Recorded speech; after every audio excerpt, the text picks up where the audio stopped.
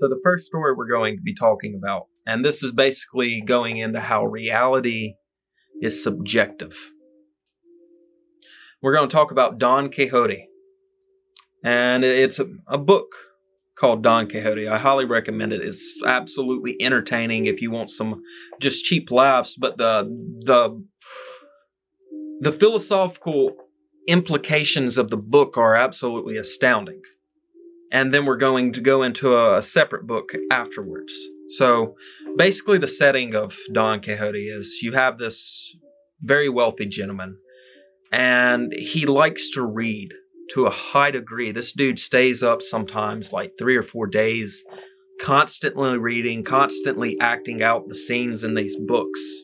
And normally we associate reading with positivity, like you should definitely read because it expands your entire world, especially depending on the type of books that you read. All right, so he reads and he reads and he reads, and then eventually he has these problems. He can't tell what's real and what's fictional, what's fake.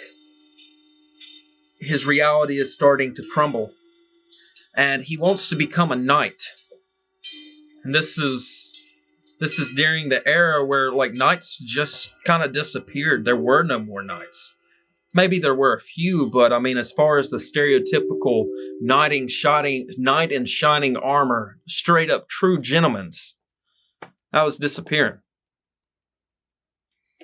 But he wanted to be a knight nonetheless, so he put together like this just god-awful looking suit of armor, and he just became a knight, like as simple as that. But there's a scene in the book to where he's looking down on this hill, and it's a massive battle, and trumpets are blaring. Huge armies, opposing armies, with this great story about how this pagan king wants to marry this Christian king's daughter, but the king wants him to convert to Christianity in order for him to have his daughter, and the pagan king won't do it. I guess he's a heathen. Apologies to all you heathens out there. I've got to say that since it's Christmas, right? I'm playing. All right. So, like, he starts getting all these people, like, or he calls all these people to watch him. He's like, I'm going to lead you into battle. I'm going to lead you to greatness. He charges down this hill, and he's beating the living crap out of all these people around him, stabbing them with spears, chopping them with his sword. And then the scene takes a turn, and it pulls back, and it's actually just 2 flocks of sheep, and he's killing all these sheep to the horror of these shepherds, right? Absolutely wonderful scene. But the moral is he can't tell the difference between what's real and what's fake. And he wants to see what he wants to see rather than seeing the true reality. Now, this goes into the other book, and it's kind of from the opposite end of the angle. Now, this is a book titled Christine de Pizan and the City of Ladies. Now, Christine de Pizan, she was an original feminist before feminism was even really a thing. She was like OG, so I mean, like, I support that type of stuff because that's real. And she was having trouble between what she knew was real and the perceived masses reality. You know, I'm using a lot of kind of big terms, and I'm not meaning to, but it's kind of the only way I can get the point across. Basically, she knew what was real, but everyone else's perceived reality, like, I guess,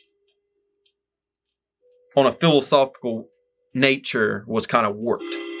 So she was the same one, and everyone else was crazy. While in Don Quixote, he was the crazy one, and everyone else was more sane. So, I mean, these are 2 stories that, honestly, I think should be read together. I really do, especially if you want to understand what I'm talking about. Now, with her, everyone, like, she could not find a book that wasn't tearing down women. Like this is way back in the day. Like this is when men actually did look more down on women, not like it is today with all the just... It's a Christmas video. I'm not going to get too political, but you know what I'm talking about. You know how the current climate is. I mean, good God. So anyways, she couldn't find any books that wasn't tearing down women.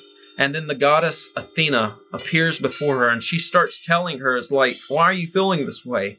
And she tells her like 50 stories about powerful women, from the Amazons to the Greeks, and like, it talks about how Hercules and his trusty sidekick got their asses whooped by some Amazonians, and Hercules, the sidekick, fell head over heels for this one woman that whooped his ass. And I mean, it is a great story. It really was.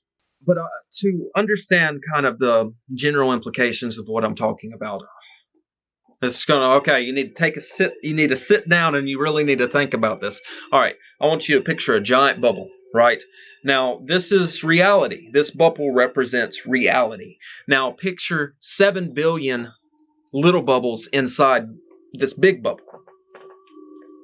Every single one of those tiny bubbles represents a person, and every single one of those tiny bubbles represents a separate reality. Now, in a way, every single one of us is experiencing a different reality, okay? And we really are, because like, even right now, like I'm by myself. And once this once this video ends, like you're no longer going to be with me. Right now I'm sharing my reality with you. But once the video ends, that's it. That's it.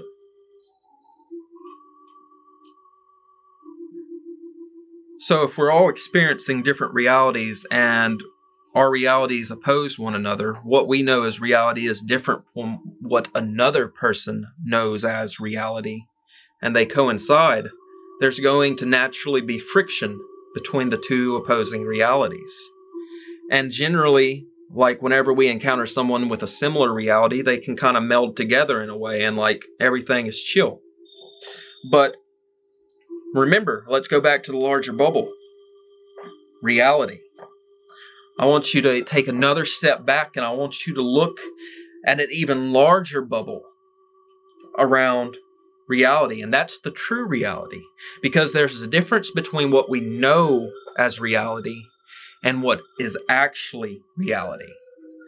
And it's kind of hard for all of us, because we all live in these just tiny bubbles, to take a step back and look at the true reality, because you can't even really see it. I mean, most of us, we mostly depend on other people to tell us what's going on. And when you depend on other people to tell you what's going on, you're getting their reality. But what if the reality they're projecting what if it's bullshit? What if everything you know is bullshit? So if we don't really know shit, if we don't really know anything, then why do we get so mad when people that also don't know anything try to tell us something? See, I don't really know the answer to that. I don't really think anyone does, but I don't think... If we take all that into factor, then maybe we shouldn't get so frustrated with other people and how they treat us. And we should focus more on how we act. Focus on our personal reality. Maybe. Or maybe everything I'm just saying is just going to go into this void of the internet and no one ever really gives a shit, right? And I'm fine. That's how I feel. Like, I just think if we stop taking things so serious, maybe things can get better. Maybe. I guess you could say this was a really convoluted video. Oh, I've got the jokes. Anyways, guys, I think that's about it.